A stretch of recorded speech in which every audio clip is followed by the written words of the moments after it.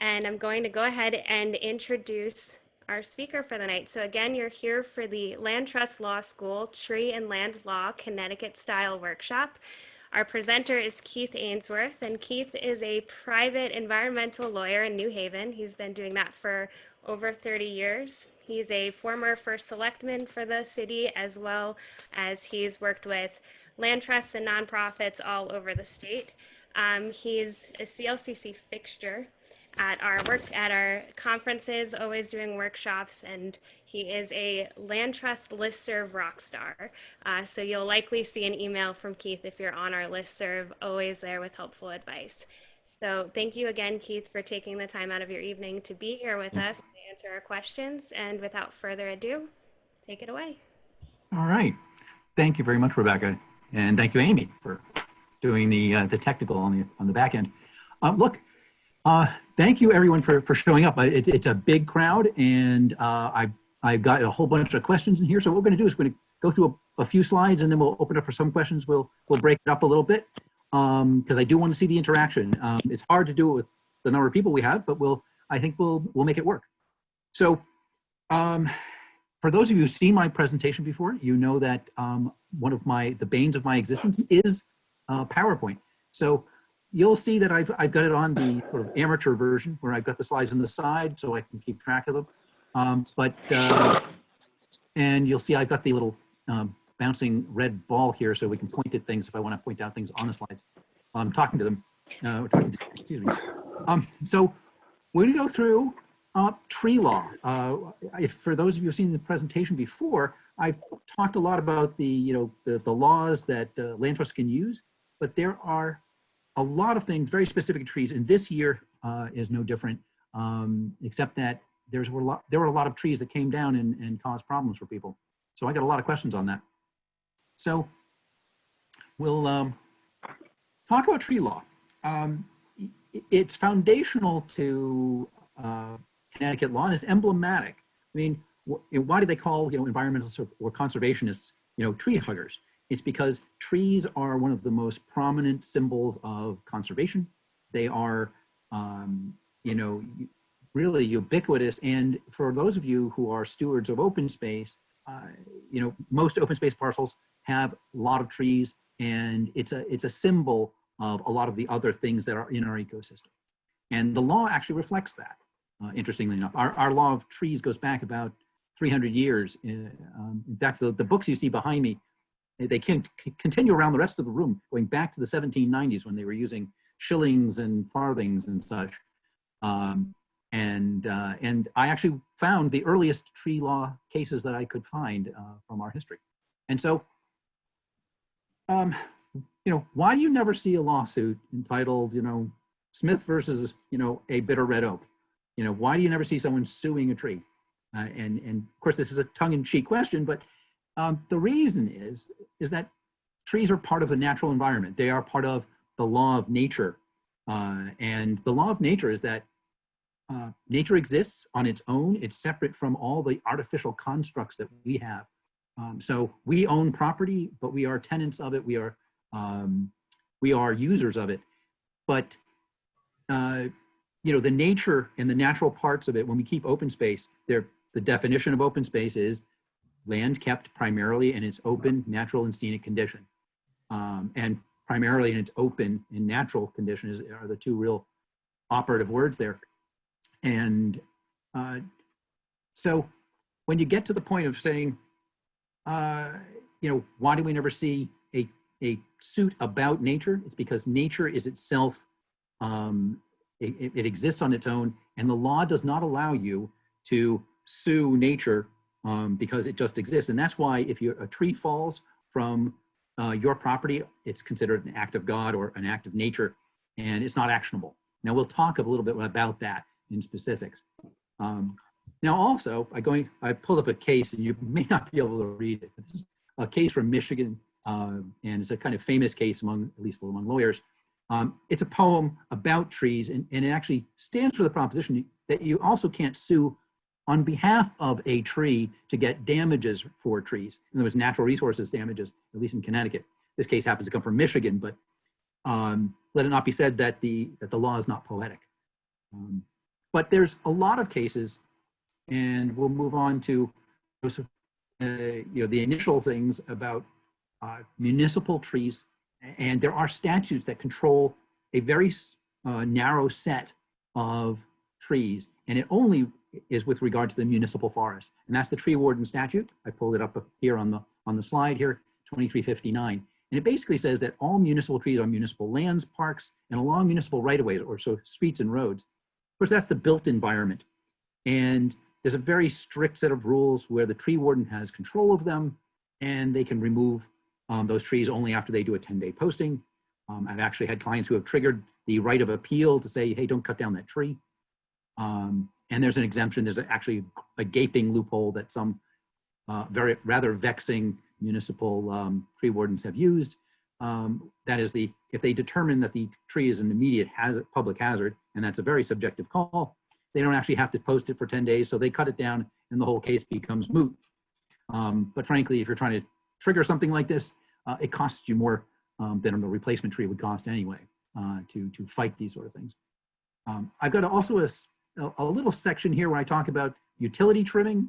I don't want to go really too far into depth in this because we could get lost in the weeds very easily. Although I realize that this is one of those topics that engenders a great deal of emotion. The utilities have a right to trim, and they have their utility protection zone, and of course any tree that might impact their wires or threatens to come in contact, they can take down or they can trim. And there is a very elaborate process for objecting. The initial process for objecting to the tree warden or to the DOT is fairly easy to do, but then there's an appeal to PURA, the Public Utilities Regulatory Authority, which is maddeningly not user-friendly for people who aren't lawyers. But there is a process by which you can protect trees that are being trimmed by utilities. And the 16234 series of statutes explains that. I won't go into the details on the process because it's a rather esoteric part of it, but you do have rights. And the first one is to go to talk to the tree warden, and the tree wardens are often your local official who will probably be on your side. So moving on. So trees in the courthouse, basically this is the basics for where do you see trees showing up in the law. And I'm going to talk a little bit about this first one, which is if a tree branch or root encroaches on a neighbor's land, the neighbor can cut those branches up to the boundary line. And that's a 1970s Supreme Court case. And it basically states what we call, or what is known as the Massachusetts rule, which actually I determined was the Connecticut rule because Connecticut came up with it first. But Massachusetts, for some reason, gets the credit having done it about 138 years later. But what this says is it's different than other states. And I actually have another slide, which I'm going to see if I can find here. Okay. The Massachusetts rule, which I just brought up, the Massachusetts rule came from a 1931 case. But originally, this came from an 1835 case in Connecticut, which said that trees are property of the owner, and but if they encroach on another neighbor, that neighbor has the ability to cut up to the boundary to protect their own property. And the Virginia rule, there's a modification of this, and the Virginia rule basically says that an owner has a duty to prevent trees from causing sensible damage or damage that you can determine to neighbor's property, which means that you can sue someone for causing damage to you or to your property, but you have the burden of trimming the trees that hang over your yard. So that's similar to Massachusetts or Connecticut. And then we get to the Hawaii rule, which is absolutely the polar opposite of Connecticut. And Hawaii basically says that if there's an imminent danger of overhanging branches to another property, the owner of the tree is liable for the cost. This is actually the absolute opposite of what it is in Connecticut. In Connecticut, our rule says if there is a tree on your property and your neighbor says, hey, that tree it's menacing, it might hit my car or my barn or my cat, the answer to that is, you know, I'm sorry, it looks good to me. I like that tree. I don't have to cut it. And there are some cases on that that I've cited, and I think I'll go back. And so in Connecticut, our rules are that you have no responsibility to prune or remove a tree, and that a landowner is not liable for a fallen tree. And this is not limited to land trusts. It's any landowner. Now, there is an exception to this immunity, and that is that if you do something active to maintain the tree, if you trim it really, if you trim the backside of it and suddenly the thing becomes unstable and you cause it to be more likely to fall, you've actually created an artificial condition and you could be liable for that because you acted. So if you're going to act, you need to either remove the tree entirely or be very responsible how you do it. So if you poisoned it somehow, if you were using excess lawn chemicals and you caused the tree to die, then your neighbor could say, hey, you caused this thing to die. Now, this runs counter to the general common sense sort of feeling, because your neighbor comes to you and says, hey, you've got a tree up there. It's 80 feet tall. It could fall on my car, my tree, my cat, and do harm to me. I can't do anything because I can't trespass on your property to cut it, but it looks like it's dying to me. And it sounds like from a natural law sort of position that you would be entitled to have that neighbor cut that thing. But no, you're under no obligation to maintain nature. And there's case law that talks about that. Now, you'll see at the bottom of the screen here that there was an act that's been put up several times in the legislature. They've attempted to impose liability for someone who's been informed by a neighbor, and there's various versions of this, where they either are presented with an arborist report or a letter or just a notification of some sort. And the legislature tried to pass that. They actually, on the third or fourth attempt, actually did get it passed, but the governor vetoed it. And the beauty of that, it actually strengthened the existing law in Connecticut, because the courts noticed that these acts were attempted and failed. And so the court said, look, the legislature makes the law, we only interpret it. And because the legislature attempted to do this and failed, that means that the public policy of Connecticut is that people are not responsible for their trees. And the public policy behind that is that there's so many trees and so many boundaries that either you'd have the floodgates of litigation that would open up, or you would cause a massive amount of unnecessary tree cutting as a preventative measure. People would say, oh, I've got boundary trees, I'm gonna take all my boundary trees away, so I'm not liable for them. Or you'd have people maliciously badgering each other saying, you know, I want a view of the water, I want a view of the hills, and I want you to remove your trees so I can do that, and so I'm going to claim that they're diseased. And then of course you say, well, I don't believe that, but now it's a he said, she said on the condition of the tree. If it does end up falling, you know, they're going to try to hold you responsible for that. So the law is no. Now, this has to be the most frequent question I get asked by land trusts and landowners regarding liability questions that involve trees, which is, if my neighbor comes up and says, hey, this thing already fell on my property, who's responsible for removing it? It turns out that if a tree falls on your property, you are responsible for removing it. And if it falls across the boundary and half of it's on your property and half of it's on theirs, you actually cut it to the boundary, you're responsible for the half that fell on your property. It's quite clear. And so the Superior Court, you know, has reinforced this, and you know, the courts have stricken the claims based on this failure to pass the liability statute. There's a couple of Superior Court cases. Now, I want to point out that, well, the law has been very clear and repeatedly said that you are not responsible for trees that fall onto your neighbor's property.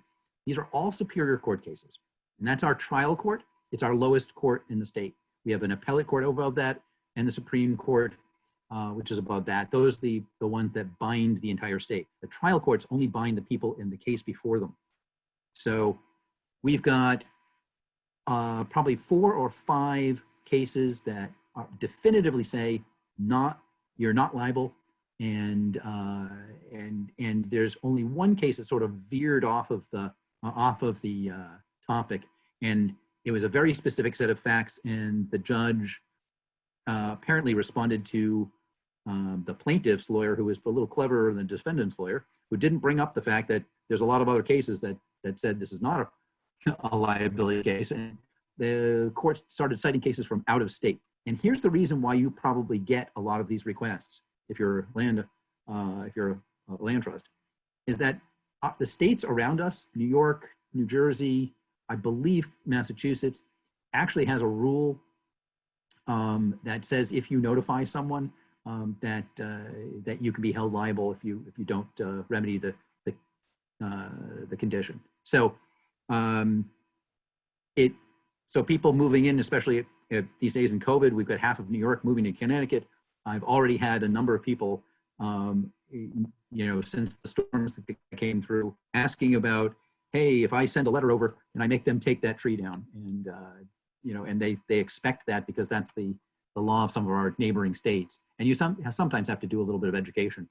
So I'm going to move on here, and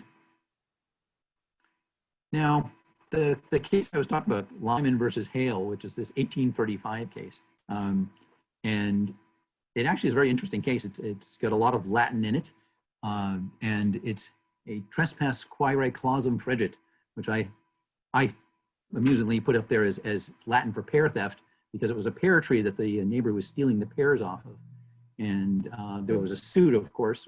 Pears were valuable at the time, and the Supreme Court finally said, no, the trees that hang, or the tree branches that hang over, and the fruit that are borne on it are the property of the person over whose property they land. So actually, if you have an apple tree next to you, and it hangs over, you get the apples from it, and actually in the branches if you want them. But what was interesting is the way the court went about it was, they said that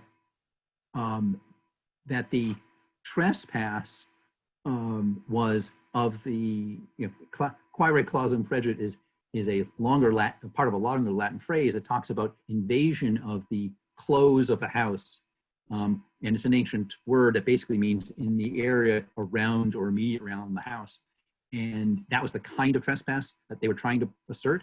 And the court said, no, with regard to trees and natural features, you don't get to protect those as if it's part of the protected part of your home where you reside as a person. It's part of the natural landscape. And so the origin of the Connecticut and the Massachusetts rule was an ancient case. I'm going to move past that one.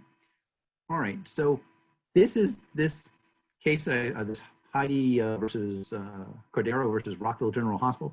This is the one where the court actually said in modern cases, a tree owner in an urban setting is subject to liability only if they had constructive notice of a dangerous condition. So this actually is one case that has actually said that you may be held liable in an urban setting where you're deemed to know a little bit more about your property, because urban property is much smaller than rural parcels that tend to be larger and more treed.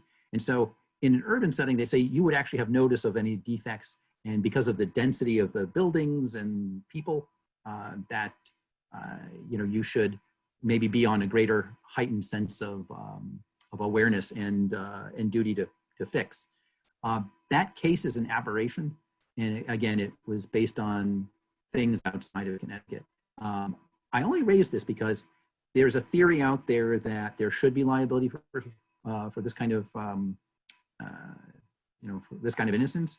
And I suspect that going forward, somebody's going to take a case up on the appellate level. And once there's an appellate case that defines exactly when you're responsible, when you're not, this will be settled law. But right at the moment, it's only on sort of non-binding trial court cases. And so it's subject to change in the future, but right now you can absolutely take the position you're not responsible for those trees. So I want to actually ask you all to think about, back in 1835 when that Lyman versus Hale case happened, you have to understand that trees were the primary building material, they were the primary fuel, they were the primary structural and furniture making material. It was a massive part of the economy. And you think about the difference in what Connecticut looked like at that time. After European occupation, the forests were heavily subscribed and reduced. And think about what you think the percentage of the forests were at that time. And it was here we go, 25% at that in 1825. And today, Connecticut is 60% forested as an average across the state, and Litchfield being 75% forested. The reason for this is that obviously there were other fuels that came into play in the 1800s, and it didn't start to become seriously reforested until about the mid 1800s, and probably 1870s, 1880s, after the charcoal industry started to wane. And so a lot of our forests are second and third generation. There's very little old growth left. And I'll pull up, here's an 1875 map. Now, I know the acuity is not going to be visible on your screens, truly, but there's a lot of these maps available on the Yukon Clear website. And what's striking is you can pull up these for almost any municipality in the state.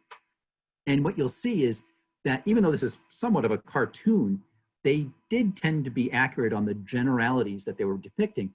And you'll notice that there's very few trees, even in the year 1875. Our state, really didn't develop a very heavily forested cover until the early 1900s, when the farms started to switch over to manufacturing and otherwise go fallow. So what you're seeing here is a snapshot of that time. Oops. Okay, and just as a background bit of fact, Connecticut is the fourth most densely populated state, but it ranks 13% in forest cover. So we are actually one of the most populous forested states that there are, which means there's a lot of human interaction. And it's one of the reasons why we don't hold people responsible for the natural conditions. Now, where does that come from? There's the law of nature, or the law of ferae naturae, which is the law of wild animals. And there's several cases. I just had an inquiry by a land trust about a bear baiting operation in the state, and whether that could give rise to liability because it was attracting bears across a land trust property. And they were worried about, well, what happens when those bears interact with the people who are hiking on it? Could the land trust be liable for that? And the law of ferae naturae hasn't been addressed in Connecticut for about 100 years, but it wasn't in New Hampshire only a few years ago. And the New Hampshire Supreme Court basically said that natural animals will do what they're going to do, and you are not responsible for them. And so a prime example of that is if a beaver builds a dam and floods your neighbor, are you responsible for that?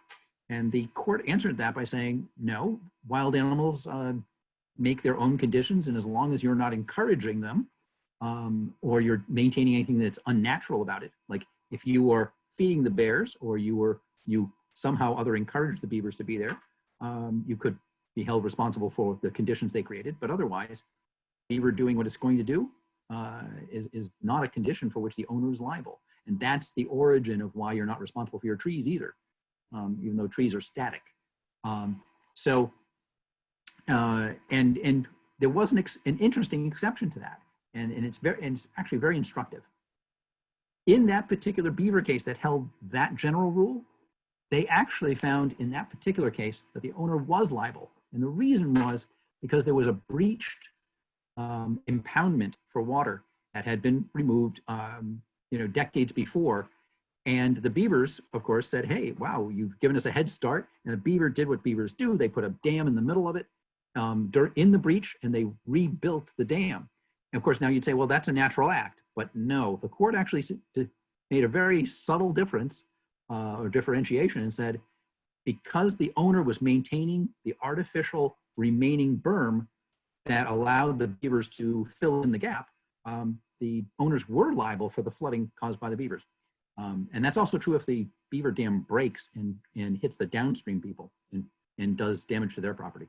I actually had one of those cases and had them when I was first selectman there some years ago, where the neighbor actually got irate at the other neighbor for liking and leaving the beavers alone. And they built a massive, massive dam. And when it broke in a rainstorm, it took out a garage, a barn, a chicken coop, and a few other things. And ultimately, I believe those folks never really resolved it amicably, but the courts actually held that they were not responsible because they had not encouraged it. So now the Connecticut definition for a tree is very interesting, and is running bamboo a tree? Under the law, it's different than the biology. The biology, of course, is that it's related to a grass. It's a type of, or at least remotely related to grass. But the Connecticut definition is any single stem plant which at maturity reaches more than 5 meters high. And so bamboo qualifies as a tree in Connecticut. And so any plant that gets to 15 feet with one stem is defined as a tree. And so running bamboo also enjoys the same protections as trees and the same liability profile. However, because bamboo is effectively an invasive, and it's not defined as an invasive, but it has its own statute. And that's 22A 381E, which basically says that bamboo that crosses a border is a nuisance. And I'm not going to spend a lot of time on this one, but it's just a curiosity that that an invasive species can actually give rise to cross-boundary liability.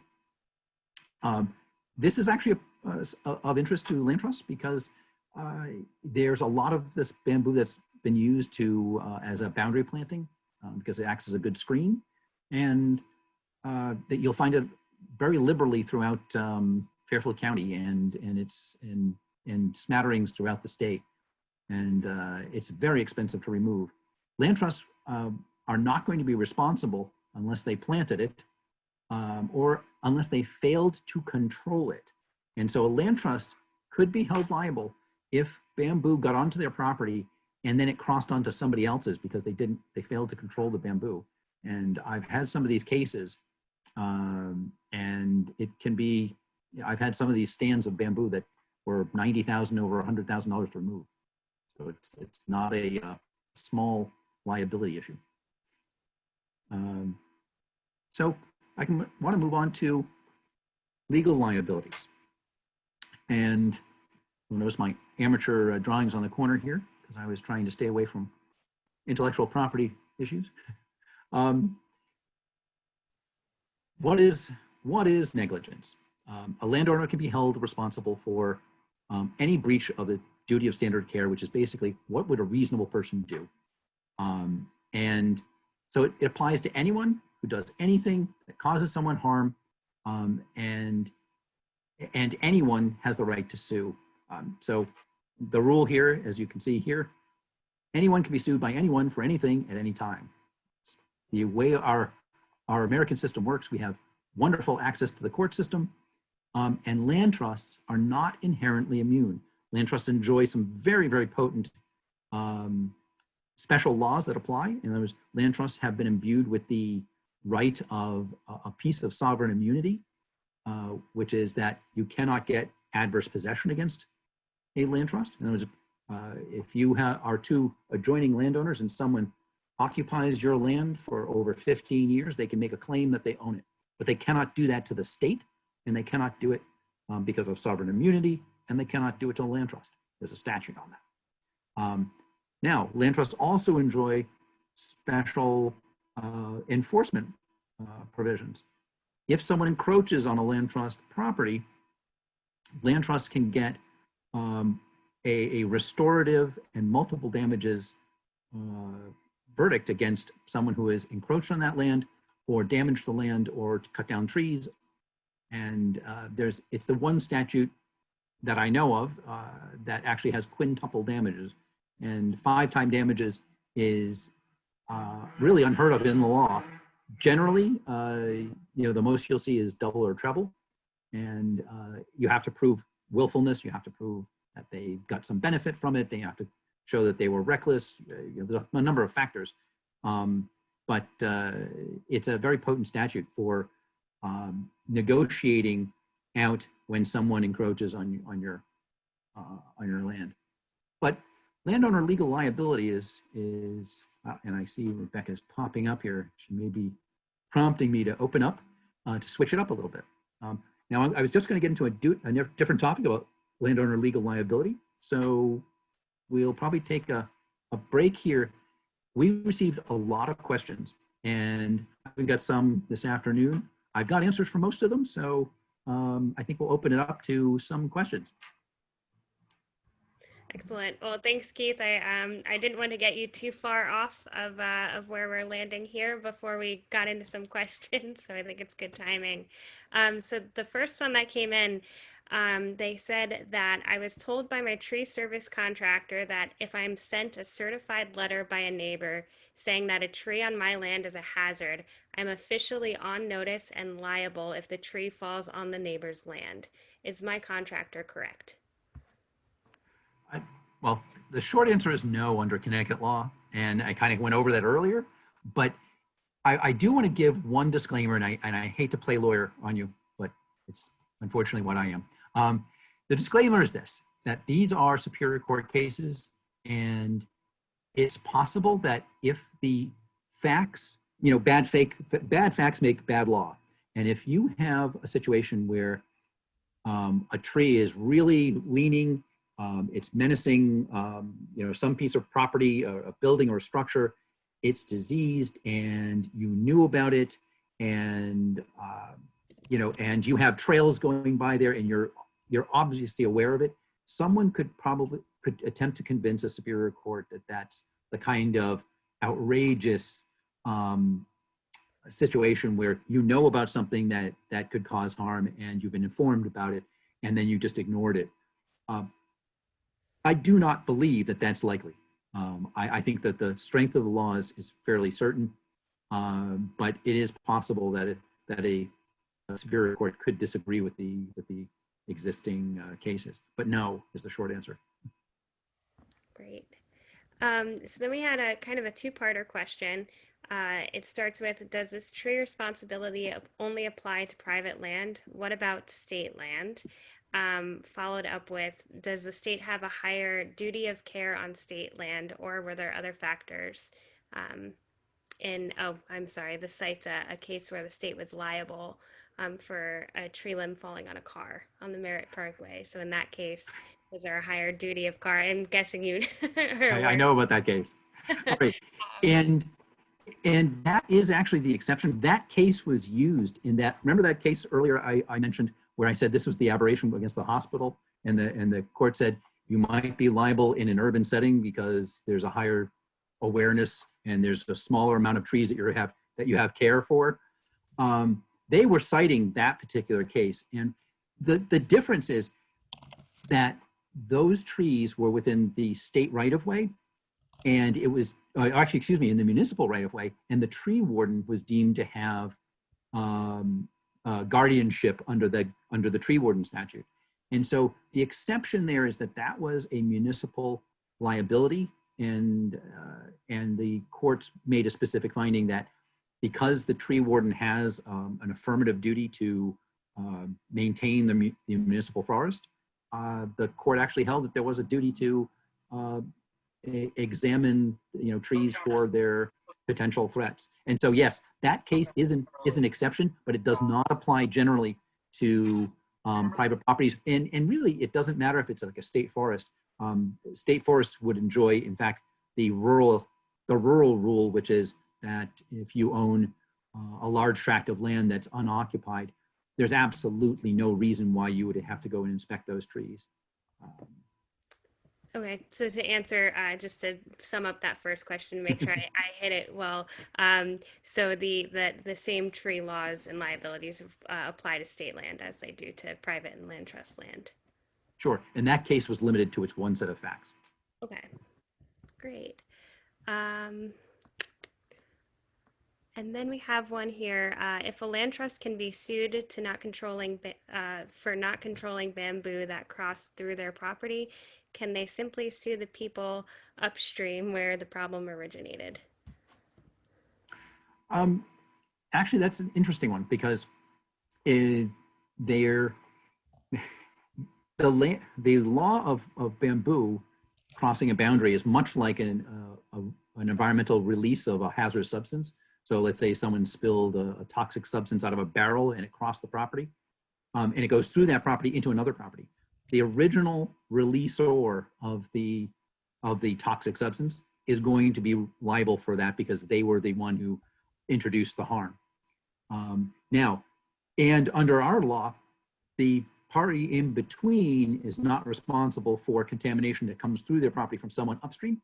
But with bamboo, the way that law has developed is that if the bamboo started on one property and it goes through another property, the original property owner who failed to control that bamboo, even if they didn't introduce it, but they just failed to control it on their property, they're responsible for all of the downstream owners. However, if it came through the middle property and they didn't take reasonable actions to control it before it got out onto someone else's property, the downstream person from them, and I use the word downstream liberally, the downstream person who got the bamboo from the middle person could sue the person in the middle saying, hey, you also had a duty, and probably make them jointly liable. But if the person who originally released it took reasonable measures well, actually, the fact that they let it go, they're going to be on the hook for the entire thing. But the person in the middle could probably ask for contribution from the original person. Great. So we've got, I think, 3 more questions in the chat here. I'll try to rattle those off and keep us moving. So one of them is, will it set a bad precedent if a land trust wants to work with a neighbor for good public relations and remove a tree?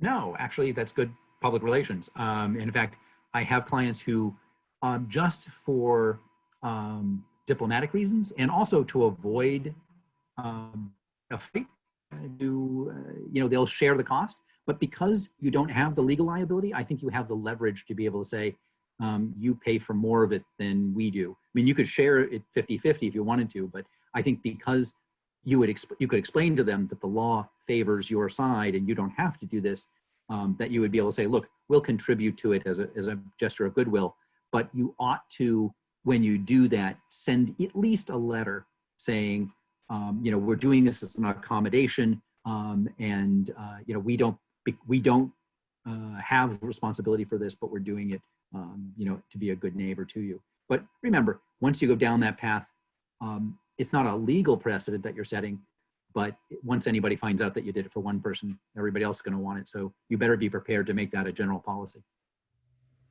Great. There's a question here about what about liability related to trees that fall on utility lines and cause power outages? Same rule as it falling on the cat or the car or the house, or your neighbor. You're not responsible for it unless you did something to make it more likely that it fell. Now, if the tree falls in the utility, obviously the utility is going to take care of that probably because they have a emergency responsibility to put the power back, and they will cut up the tree. But if it takes out the wires, the utility can't go back and sue you for that unless you made it happen. Great. And then Oh, will you be touching on individuals who cut trees on land trust property? So kind of the opposite problem. I, I can absolutely do that one. And that's one I normally do in my land trust law school talks. Um, you, a person who encroaches on, well, a person who cuts someone else's tree, there's two statutes. There's 52-560, which is the tree cutting statute on private property. That is not conservation or open space. And then there's 52-560A, which is tree cutting on protected open space. Now, if you cut a tree on private property, 52-560, and it's not open space, you can be held up to 3 times the damages if it was a Christmas tree or you did it maliciously. If it's 52-560A, in other words, you encroach on a land trust property without permission, then you can be held to a full restoration under the Guide to Plant Appraisal. And that book actually has a formula in it which takes into account the tree's height, width, canopy, natural resources, services, age, species, and the amount of costs to, obviously you can't plant a 30-inch or 60-inch tree, so you plant a 2 or 4-inch tree at the most, and you have to pay for stewardship for costs to get it to maturity, which could be stewarding it for 20 years. And there's a formula for calculating that. The amount of those damages can be significant. I've had individual trees valued for their replacement between $20,000 and $60,000, and multiple trees, in the hundreds of thousands. And there's been a few cases on this, and that can be multiplied by the court if it was intentional, reckless, or they were doing it to get a view or to make their property more valuable. And so there is a statute that specifically applies to open space or land trust properties. And it does not have to have a conservation easement on it. As long as it's held as open space, it counts. Great. All right, I think we're going to hit maybe 2 more. Sure. So this question comes in that says, there's no law governing these situations, only court cases. Is that correct? And if it's only court cases, how do we explain this in simple terms to an upset landowner? Well, court cases are binding. I mean, right now you've got multiple Superior Court cases that say the same thing. And it's not just that these are judges making an individual decision. These are judges making an individual decision, but the reasoning is very, very strong, because what they're saying is the legislature tried and failed to create a law to create that rule, which would make the owner of the tree liable, and they didn't do it. And because of that, that's a very potent way of cementing the law. And I don't believe that's going to change anytime soon.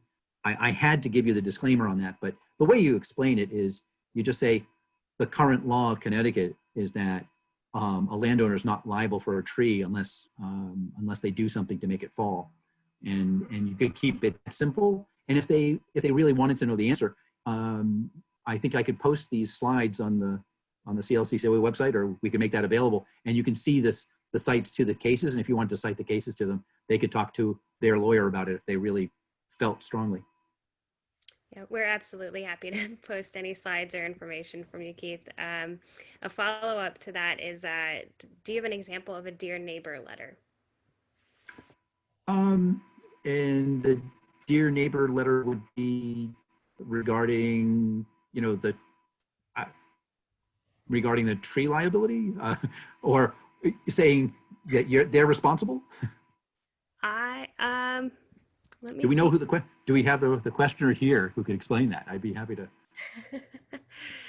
Let me see if I can get them to do a full follow-up. I was hoping those two would kind of go together. But I mean, I can say that there are places where you do a Dear Neighbor letter, which is if there's been an encroachment on a land trust property and there's other residential properties around, but you don't know who the encroacher was, you could send out a letter to your neighbors collectively and just say, hey, we're the land trust, we're one of your neighbors, your property is more valuable because we're here, this open space is for your benefit and your enjoyment, but somebody in the neighborhood or someone in your neighborhood has caused this to happen, whether it's someone from outside or you, but we rely on our neighbors to be our eyes and ears. And if you happen to know who's doing this, please let us know. Or if you know it's one of your neighbors, please let them know that they really shouldn't be doing that. That kind of letter is a way of determining or deterring, an encroachment before it gets to the point where it gets too far down the road where it's doing real harm. And I actually asked the individual who asked the question to unmute to maybe clarify better than I can. Oh, is it Paul? Paul, you want to chime in? You got to unmute my. Can you all hear me? I hear you. Okay. So if we are covering the cost of the repairs, a portion of it, you want to send the name of the Paul, we can't hear you. Nope. Oh, okay. Oh, Sorry. Can you hear me now? you got to get closer to your microphone. Can you hear me now? Yeah, that's beautiful. Okay. So if a landowner, if we're willing to cover a portion of the cost for tree damage, we want to have a letter that says, we're doing this because we're nice people, but we're not liable. And we're not liable now, or we're not liable in the future. Do you have an example of a letter like that? I haven't drafted one, but actually I was just discussing one with one of the office share folks here, Linda Francois, who I believe she's another attorney with Cooper Whitney and Francois. And she was talking to me about how to craft such a letter.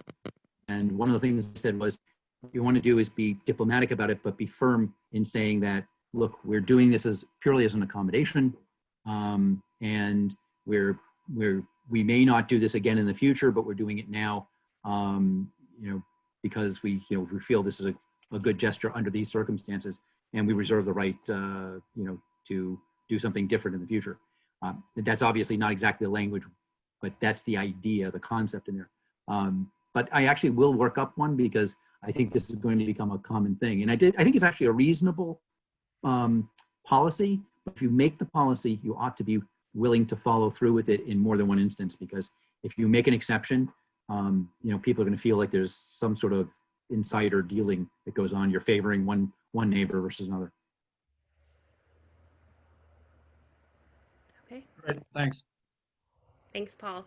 I appreciate you clarifying there. So with that, I think I know there's a couple more discussion points that came into the chat, but just to keep us moving ahead, I think we're going to hang on to those for right now, and we'll bring them back when we break for questions again. So, Keith. Okay, so I'm going to talk a little bit about one of these immunities that land trusts have, and one is recreational use immunity, which is you all probably know that land trusts inherently are not immune from liability, but any owner, whether you're a land trust or not, whether it's conservation land or not, if you open your land for recreational use for the public, you are immune from suit if you don't charge a fee to do so. That's the 52-557F statute.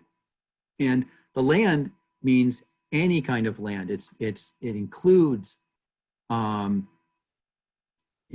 built land and developed land, as well as open space. So it doesn't just apply to a conservation organization, but it's certainly very important for land trusts, because almost every land trust has trails, almost every land trust encourages public use. And in fact, if they've got state funds for it, they were required to make their property open for public access. The only exception being if you actually have a preserve, which actually no human interaction happens. But then, of course, you're not likely to get sued because nobody's there. And so recreational purposes includes everything, including hang gliding and sport parachuting and hot air ballooning. So you can actually do a lot of things, but as soon as you charge for it, you can be held liable. And so an owner of land, as long as you don't charge a fee, you got to be careful about that rule, Because I know some land trusts are interested in monetizing their properties or getting funds for stewardship, and they might charge for certain events. I think if you charge for one particular talk that's going on at a land trust, it's a mushroom hike or something like that, or a wildflower hike, you could probably get away with charging, but you will not be immune for that event.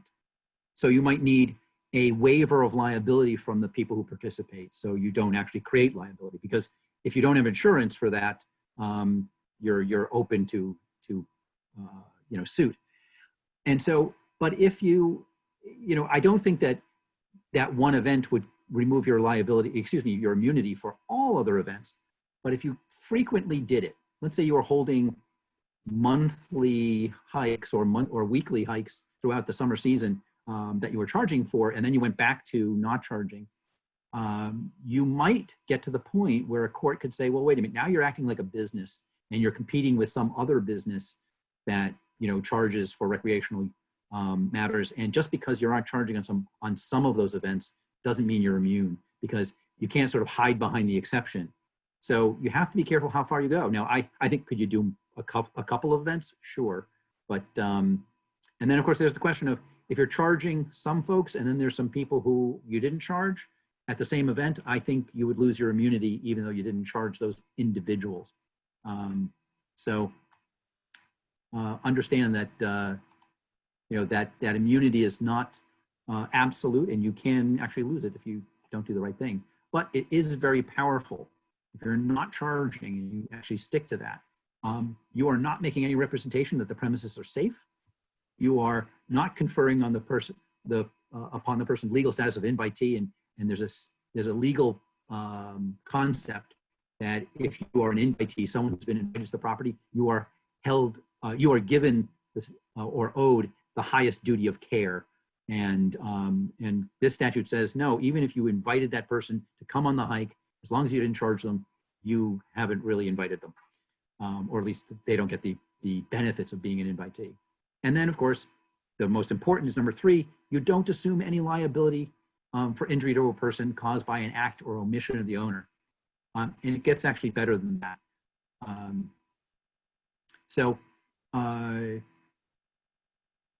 But, and I'll get to the exception, but it gets better in the sense that you actually are not going to be liable for anything but willful or malicious failure to guard or warn against a dangerous condition. And I shouldn't probably put that in yellow, but that language is an exception where only if you actually maliciously set a trap for someone, then you could lose your immunity as long as you're not charging. Or if it was willful, you actually intended for someone to get hurt because you willfully decided that you're going to leave something in a precarious position to hurt them. I think as a matter of caution, this exception is not likely to apply, but if there was some hanging tree over a trail, I think you're not going to be liable. But if there was some hidden defect that you knew about, let's say there was a trail along a cliff and you knew that that was eroding because of water damage or whatever it was, but it wasn't obvious to a user.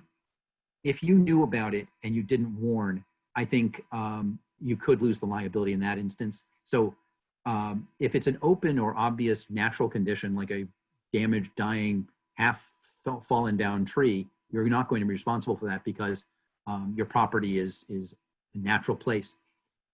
I do suggest, however, if you have a kiosk at the entrance of your property, when you say, here's the map or here's the dedication of the property, you might have a statement somewhere on there that says, this property, this natural property is open, for your enjoyment, but understand that it's at your own risk, and you should know your own capabilities, something along those lines.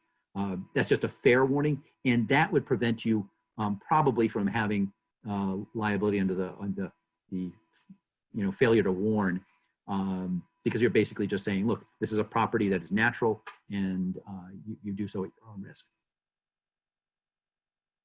Now, there's an interesting thing here. So here's the minor savings clause. The obligation of a user of land, it says nothing in this act, this is the Recreational Use Immunity Act, shall be construed to relieve any person for exercise of care in his use or her use of such land and in their activities thereon. What that means is if you actually create something on the land, like you create a jump for a mountain bike, hence my little drawing here, or you create a pit, or you actually change the natural condition and you do something that could be harmful, you could be held liable for that. In other words, if you're just leaving it in its natural condition and a tree has become dangerous on its own, you're not going to be held liable for that. But if you actually alter the property in a way that makes it dangerous, you could be. And so if you're going to build a bridge across a stream, you want to probably maintain that, or not build bridges across the stream if you're not prepared to maintain it. If you're going to put in any kind of amenity that could harm someone. Now, a bench isn't likely to do that, but understand that it is, as long as you, remember I talked about the unnatural conditions, the guy who maintained the broken dam and the beaver came in. If you're maintaining some artificial condition, the law is going to hold you responsible for that artificial condition, but they will not hold you liable for the natural ones. So signage. This is a perennial question. Look, should we put up signs? And I just mentioned one that you might put on if you've got a kiosk. If you're already putting up a sign, you might have something along those lines. But this is actually a double-edged sword, because once you start putting in a sign, the question is, if you warn about one thing, hey, there's, bee colonies here, you might get stung. Well, but you didn't warn me about the poison ivy, or you didn't warn me about the bears or the coyotes. So once you start warning about a few things, then someone's going to say, well, there's a whole list of things you warned me about, but you didn't warn me about the thing that hurt me. And so you might actually be creating more of a problem for yourself if you're saying, I'm warning about specific things and then you leave something out. So my suggestion is, if you're going to put up a sign, and I don't really recommend that except for directional signs, but if you're talking about liability signs, you keep it simple. And I've got some samples here, like closed at dusk, no fires, no hunting firearms, the hunting only allowed during a period of time when, a certain period of time, and so that you can avoid conflicts with people who are not hunting, or natural area use at own risk. That's kind of what I was suggesting to put on your kiosk. Something very simple that just is very broad, and that way no one's going to be able to say, hey, you warned me about those things, but not the thing that hurt me. And so the recreational use immunity is the reason why it exists, is so that you don't actually have to put signs together. So my feeling is, before you start putting in, danger thin ice and, watch out for the poison ivy, I would just refrain from it. Frankly, you're going to have to maintain it. You're going to have to spend money. It's perpetual. It just doesn't make any sense. I think most people would be assumed to, know the risks of being on a natural property. Now, I've got a very specific example of, there are a bunch of land trusts who talked to me about, oh, if we hold our annual meeting at our, special farm property, it's really beautiful, we'll put up a tent, and they have a liquor service. If you serve alcohol, whether or not you charge a fee, okay, so here's one where it doesn't matter whether you charge a fee or not, you still have to have insurance and a licensed caterer. There are actually alcohol laws that govern all this. It's the 30 series of statutes, Congen Stat 30-, and there's a whole series in the 30-30 sessions. But it basically tells you that you need, that you may be held liable if someone serves an intoxicated person. So you could be held liable for that. Now, if you've got a case that we have insurance, but you need to actually get an insurance policy, not waiver, but a rider that actually adds the land trust as an additional insured for that event. And you could get a charitable organization permit. And It allows the sale of retail alcohol by the drink consumed on the premises, owned or leased by the organization. So you can't do it off your site. If a land trust and you're holding your annual meeting on another, like a municipal property, you don't get to do that. And you can't do it more than 12 days in a calendar year if you get the permit. So you can't actually hold a number of these events. So if you're doing just an annual meeting or a fundraiser, you're going to be good. 12 days actually is fairly significant for most nonprofits. And let's see, and then you can get a temporary permit for a bona fide non-commercial organization, and that's a temporary permit for picnics and social gatherings. And so there are permits that you can get, but you need to get your insurance lined up in advance. So I've come back actually to tree liability in a nutshell, but I think we've covered this, so I'll move on. Preventing encroachments. I think on one of the questions that was submitted, someone wanted to talk about how do you stop encroachments and keep that from being a problem. Well, one, obviously, you need to monitor your property and you need to have baselines. Now, if you're an accredited land trust, you should already be doing this, you're required to. But a baseline doesn't even have to be all that elaborate, even if you're not accredited and you're only doing this on an ad hoc basis. Just some photographs of when you acquired it and periodically thereafter, every 5 or 10 years, where you get a base of what condition is the property. So if someone does something to it, they take down trees, if they dump materials, you can say, hey, here's what it looked like before this happened. So the person can't say, hey, I didn't do that. I only added a little bit to the pile. You can at least establish what you lost before. And if someone obliterates a bunch of trees, someone might say, well, how do I know how many trees were missing? I've actually had people do this by looking backward. I've had an expert go to the property and do a test plot nearby on a sample piece of forest and say, well, this is an area that should have had the same forest cover as this area, and the density has so many trees of so many species, and you can actually reconstruct what would have been in the same square area.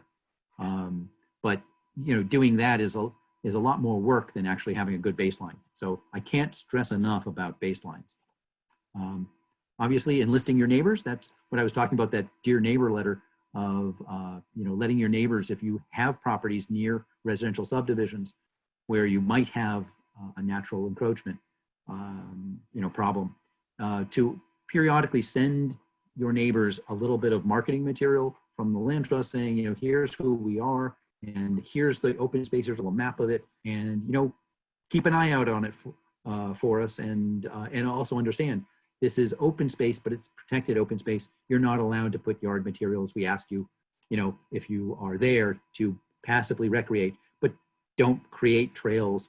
Don't don't use mountain bikes or don't use motorized vehicles, that sort of thing. If you give them a few rules about you can't collect firewood there, just so that people know what they are, because people come and go, and new owners may have different expectations if they come from different states.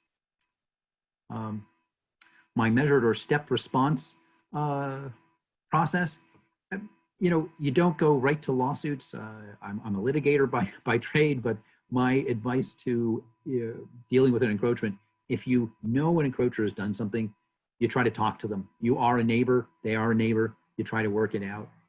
You give them the opportunity to do the right thing. Sometimes people actually just didn't know any better.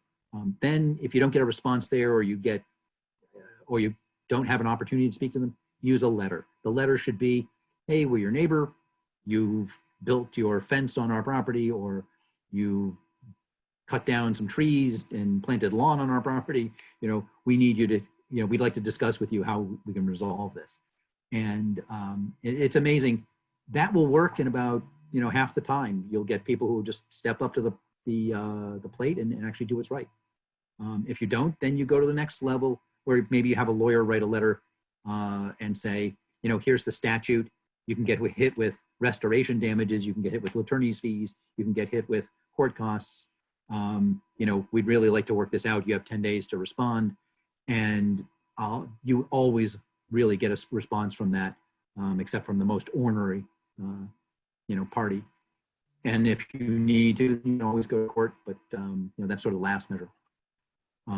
You should have policies that you put into place for responding to encroachments.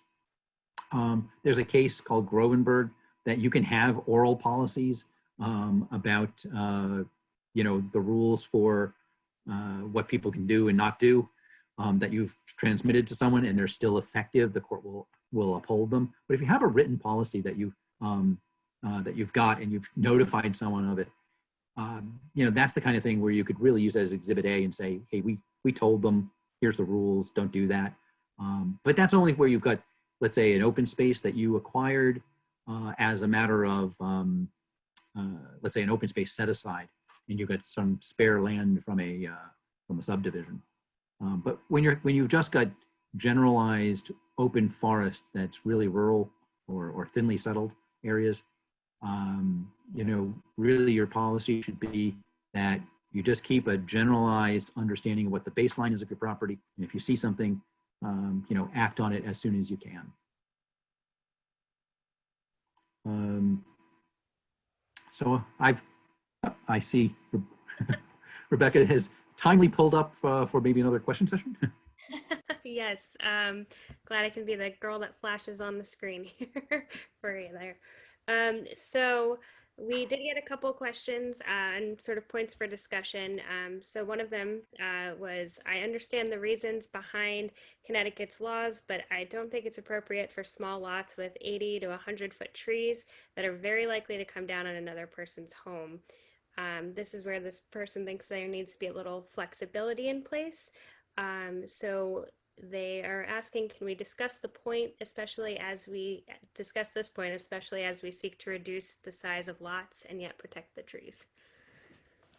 Okay, well, I guess let me see if I can suss out what the context of that question is.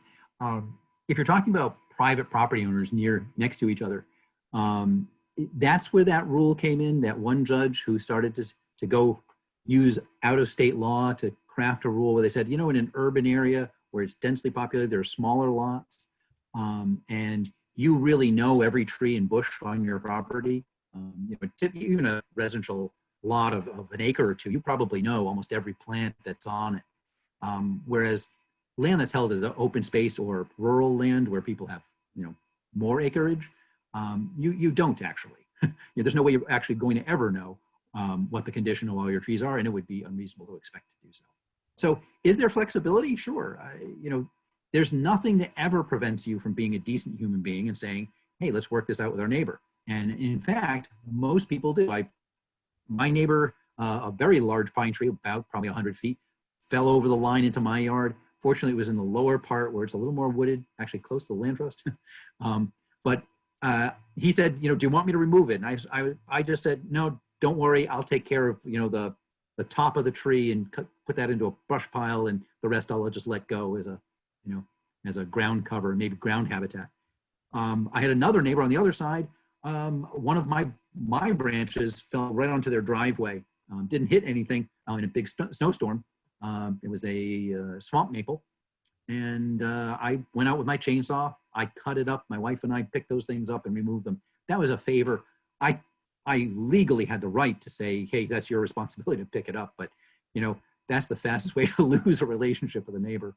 So, so I guess there's the difference between what the law says you have to do and what maybe good neighbor and moral policy says you might want to do. So I don't mistake my lawyer's statements for my position on interhuman relationships. Great. And then we have another question in here. Can you speak on abandoned town roads and how that affects property boundaries and access for the abutters on either side of the road? Also, if a town road was abandoned and was once accessed for an otherwise landlocked parcel, does that landlocked owner have a right of way along the road through the other parcels? Ooh. I'll answer the second question first, which the answer is yes. The rule for municipal abandonment is basically that if the road is abandoned, the property owners on either side will own to the center line. Now that doesn't mean that if that road was used as a right-of-way for third parties, that the town's abandonment of it suddenly removes the right-of-way.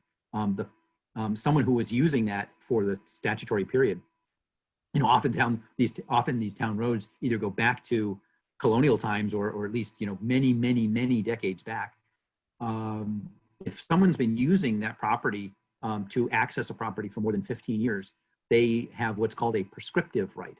And it's a form of adverse possession where you get a hostile ownership of a right in property by utilizing it, as opposed to occupying it. If you occupy it, you can capture that land and perhaps own it if you go to court.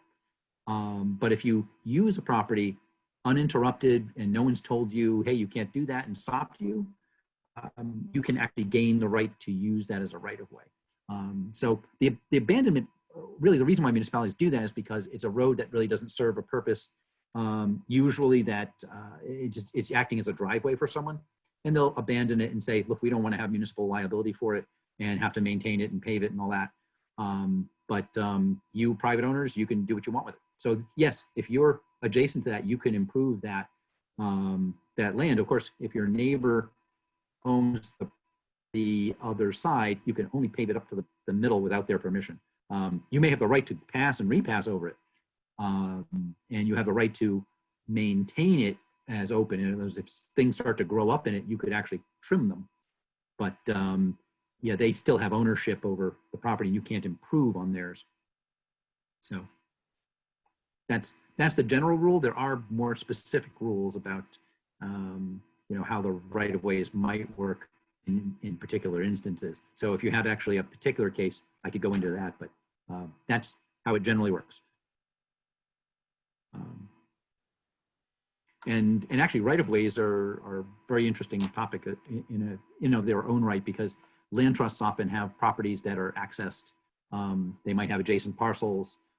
They're accumulating a number of parcels to get an assemblage so they can make a larger reserve, and you know, maintaining your ability to cross other properties is something that you can lose if someone puts a gate up. So you can't let people do that. You can't let people block your right of way. Once they do that, you can actually lose that ability.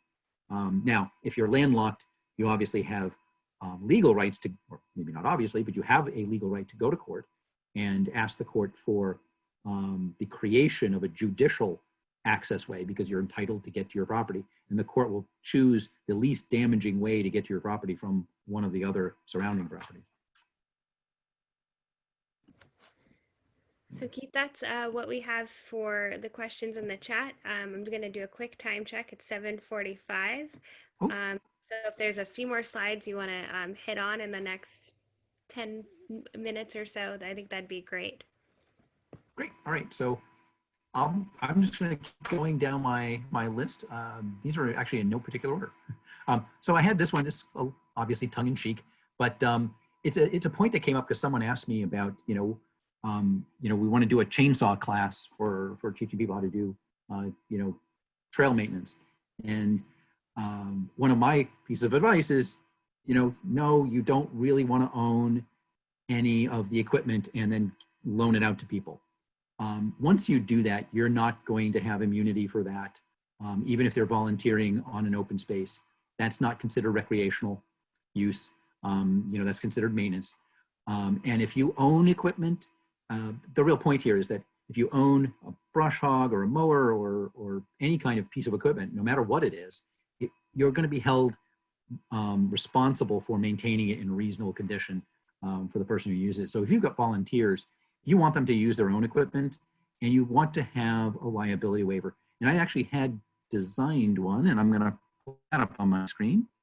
I have an assumption of risk and waiver claims agreement that I've drafted up, and I'm going to actually say that this is actually a riff on the CFPA, the Connecticut Forest and Parks Association document. They actually have some very good forms on their website, so I'll refer you to their website. And I've made this into a generic version that I've modified a little bit. to clean up some of the language. But basically, for people who are doing work on your property, you really should get a waiver of liability. Basically saying, you know, look, if I'm participating in this activity, I'm not going to hold you responsible. It's just good policy. I know that it might be a little off-putting to some of your folks. Way, you know, but you may want to do that just as a general policy if you're bringing people on to do really active maintenance on the land trust. And certainly, like I said, you really want them to have their own equipment when they do that. Land trust really shouldn't be in the business of maintaining equipment. This is a perennial. You know, the standards and practices that are out there can be really helpful. There's a lot of standards and practices from the LTA that provide you with, you know, policies that help you run the organization and limit liabilities from, you know, for, you know, internal theft and financial controls and that sort of thing.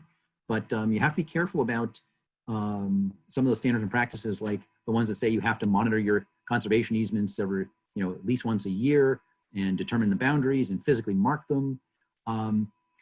My recommendation is that you adopt some sort of disclaimer. The LTA hates this, and they'll say that they will kick you out if you do it. But the problem is, if you've got these standards and practices that say you have to do these things, an encroacher can actually use these things against you. I actually had it happen in court. For a land trust that actually had not adopted the standards and practices, but they said this is now an industry standard, and I found this to be a crazy argument, but a judge bought it and said, yeah, you didn't monitor that open space that has nothing on it, not even a trail, you know, once a year, and you didn't mark the boundaries, so you really can't complain that the person, you know, went 300 feet across the land and got into your property and cut down the trees and took the wood. So understand that when you adopt these, you could either not adopt them, but you could also just put a disclaimer in the beginning that says, look, you know, we believe that the standards and practices are ethical and technical guidelines for the responsible operation of a land trust. But in our sole discretion, we you know, reserve the right to apply these on a reasonable basis, because it's not always reasonable to monitor every parcel. Some parcels are so remote and so unutilized or inaccessible that monitoring them every year and marking the boundaries isn't really a practical solution. And I'll go into employee risk concerns. You know, I had a risk management talk that I sometimes do, and you know, there are ways that land trusts that have staff can have liability. Most of this is covered if you have a general. If you've got staff, you're going to have insurance that will cover all these things. But you have to make sure that if you're going to have employees, that you're now going to have to make arrangements to do sexual harassment training, perhaps, or you know, and maintain your organization in a very professional way. Then, if you're just using volunteers, most of these laws don't apply.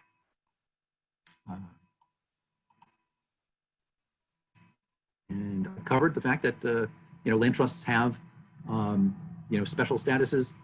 Adverse possession doesn't run. I talked about the 52560A and that the protection of open space. The Attorney General can be helpful, and you can enlist them to assist you if you've got an encroachment. And you know, and also nonprofits can take tax deductions, you know, for the consultants who help them. So there are special things that that land trusts enjoy. I have another handout that I've assembled all of the environmental laws, every one that I've mentioned here tonight, but also probably about another 27 of them. It's a 3-page document that actually has all of them with a very concise statement of what they are. And this little handy reference, it basically tells you what all the environmental laws are. And it's a really good reference. If you want to just study up on a particular topic, you can pull up you know, these statutes. They're all online.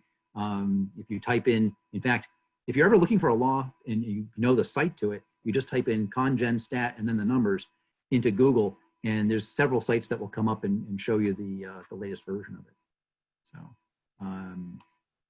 something you should know. See, I'm being summoned again. Yeah, we've got a few more questions coming in here, Keith. So I think maybe we'll wrap up with a couple questions here and then wrap at 8. Sure. So the first one is, could you discuss the liability of a neighbor who dumps on land trust property? Well, I'm assuming even if it's just brush or debris, that's a trespass. Okay, it's a classic. Land trusts enjoy all of the laws that we all do. If you dump something on your neighbor's property, you're responsible for that. So land trusts enjoy that same common law, ability to sue someone for that. So if someone dumps on the neighbor's property or a land trust property, they can be held liable just in simple trespass or under the encroachment statute. The encroachment statute that I mentioned, 52560A, it not only covers the cutting of trees and shrubs and vegetation, but it also covers the removal of soil, the dumping of extraneous material of any sort. And so, I mean, what's the liability though? If someone dumps their yard waste, it doesn't take a lot of effort to remove it. So usually that can be negotiated out. Or if you had to do it yourself, you could hire very inexpensive labor to remove it, or do it voluntarily. And so that the bill that you might send to someone is going to be in the hundreds of dollars, but depending on the size of the dumping. So those types of matters are usually resolvable unless the person is really intractable. So the liability is, can be multiple damages, but I can't imagine a court finding that, someone dumping brush as being so outrageous as to treble your damages. Great. So there's a question here. Can you comment on how state designation as a scenic road is related to the management of trees alongside that road? Interesting. The state designation of a scenic road, what it does, it says that those trees are, I mean, it does not affect the private property owner. You still own your own trees and you still have the right to maintain your own property. What it does, however, if there are applications, it gives the zoning officials or the permitting authority the ability to take that into account as potentially an unreasonable harm to natural resources under the Connecticut Environmental Protection Act if it's a state action or if it's state-funded action.